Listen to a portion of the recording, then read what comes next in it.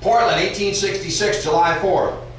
This conflagration begins at a boathouse on Commercial Street and is likely caused by a firecracker or a cigar ash. It spreads to a lumber yard and onto a sugar house, and then spreads across the city, eventually burning out Munjoy Hill in the city's east end. 2 people die in the fire. 1,800 buildings were burned to the ground, making almost 10,000 people homeless. And soon after the fire, poet Henry Wadsworth Longfellow described his old hometown with desolation, desolation, desolation, desolation. It reminds me of Pompeii, the sepulchral city. Watertown, 1866, the Great Arsenal. You have all this ammunition in arsenal stores in Watertown that aren't going to be used for any sort of armed conflict, not for the near future at least. And September 3rd, 1866, when one of the wooden buildings of the U.S. Arsenal, full of munitions, goes up. The ammo dump included large quantities of saltpeter, sulfur, and gunpowder. An enormous explosion took place and was heard from 8 and 10 miles away in Boston. The building was demolished, adjacent buildings were shaken, homes in the neighborhood suffered broken windows, glass rained down in the lumber yard, and the news that it was received in Boston was greatly exaggerated and told of a terrible carnage, when in actuality only 3 or 4 people were seriously injured. Don't have to go into depth with the Great Chicago Fire, that's an hour into itself, but I want to dispel a myth about Mrs. O'Leary's cow. The fire starts about 9 o'clock in Chicago on Sunday, October 8th, in or around a small shed that bordered the alley behind 137 DeKoven Street. Has anybody been to the DeKoven Street in Chicago to see that? No? The traditional account of the origin of the fire is that it was started by a cow kicking over a lantern in the barn owned by Patrick and Catherine O'Leary. Michael Ahern, the Chicago Republican reporter who created the cow story, admitted in 1893 that he just made it up because he thought it would make colorful copies. So that's not the truth. But the fire raged for the better part of 3 days in 1871, October 8th through October 10th. Heavy winds, of course, in the Windy City fanned the flames. It's the largest disaster in American history. 4 square miles were obliterated. 300 were killed. 90,000 were displaced from their homes. And then the fledgling 1871 Chicago White Stockings in the National Association of Professional Baseball Players had their home park destroyed, and manager Jimmy Wood even lost his home. Damrell's Fire. Has anybody seen the special on PBS about this? No. If you can rent it from the library, do so. It's a wonderful special. Damrell's Fire, it's called. A friend of mine, Stephanie Shoro, I don't know if you've heard of her, she wrote a great book called Boston on Fire. Another book I highly recommend, Boston on Fire, Stephanie Shoro. Chief John Damrell, well, he embarked on a campaign to modernize fire safety in the city. He knew it was only a matter of time before there was going to be a major fire in Boston. And he won the right to make building inspections. He lobbied for the first fire vote, but he worried that these steps wouldn't be enough to keep Boston, with its narrow, crooked streets increasingly crowded with new buildings, safe from a catastrophic fire. And this is still the layout of the 1630s and 40s. Well, this fire destroyed Boston's business district, ravaging the city from the Common to the waterfront. It began at a dry goods store, and the blaze burned for 15 hours with heat so immense that it created its own roaring wind and melted whole blocks of granite stores and warehouses into superheated rubble. Firefighters from dozens of towns fought the blaze, including Watertown, but they lacked enough water pressure to halt the inferno. Finally, officials resorted to blowing up buildings to keep the fire from spreading to residential areas. The blaze reduced 65 acres of commercial property, almost 1,000 businesses, to ruins. $75 million, that's $1872 rather, and 12 firemen died, 30 people in all lost their lives to Damrell's fire. And of course, Back Bay is filled in with the rubble of Damrell's fire, in addition to the sod that was taken off the top of the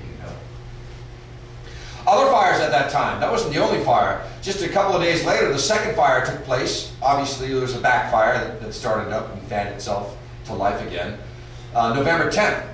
And then on November 11th was the first blackout ever recorded in Boston, where the fledgling electrical system went dead due to the fires. And then in 1872, the fire in Boston on November 20th, just 9 days later, at 7 o'clock, the Rand and Avery Company went blaze. So Boston suffered basically one major fire in November of 1872 and 3 minor fires. And you can see the area that it burned.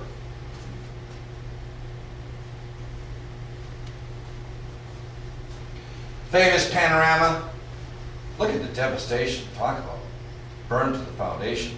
And usually in cases like this, it's water where it can't go any farther, or wind that changes and blows the fire back upon itself and halts it.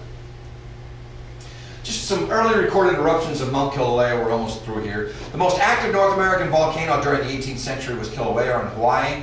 1750, 1790, and 1823 major eruptions. There were also eruptions 1832, 1840, all the way through 1868, 77, 84. But the four major ones, 1750, 1790, 1823, and 1840, actually altered the weather, just as Mount Pinatubo did when it went off in 1992, how it cooled down the Earth's temperature almost by a degree in 92 and 93. Some great wildfires. These are hard to come by. In the 18th century, this is actually the 19th century we're talking about here, because before the settlers go out, the Anglo-Saxons, all you have is Native American tradition. Well, 1825 was the Miramichi Forest fire in Maine. 3 million acres were burned and 160 were killed. The Yakina fire in Oregon, 484,000 acres in 1846. The Stuka fire, Oregon, 320,000 acres, 1848. The Silverton fire, 1 million acres in 1865 in Oregon. The Coos fire in Oregon, 1868, 296,000 acres. The Peshtigo fire in Wisconsin, 3.78 million acres, 1,500 estimated dead. And that's the one that was going on at the same time as the Chicago fire. People have tried to link the two, but they were two separate events. You'll hear some people on the internet say it was some sort of meteoroid or incoming small asteroid that set the woods on fire. Who knows? Probably lightning.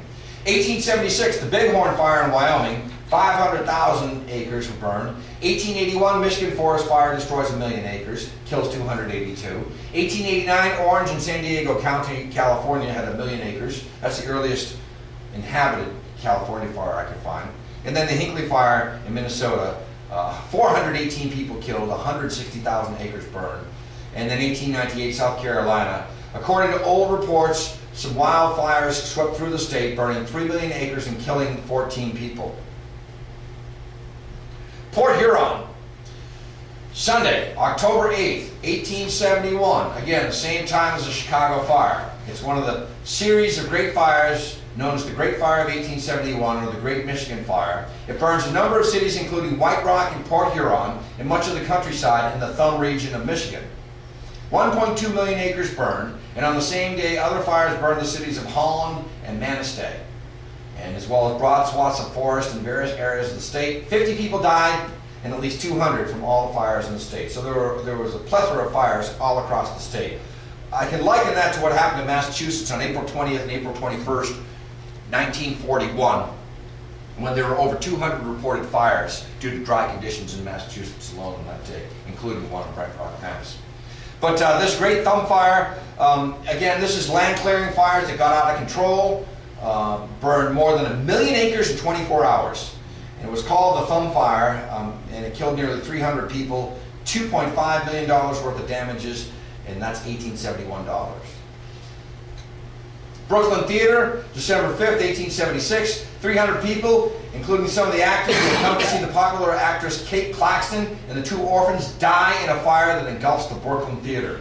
It's an L-shaped theater built in 1871 and is started by a kerosene lamp that sweeps up the ceiling and turned the auditorium into an inferno. The theater had no fire escapes and only 5 narrow exits.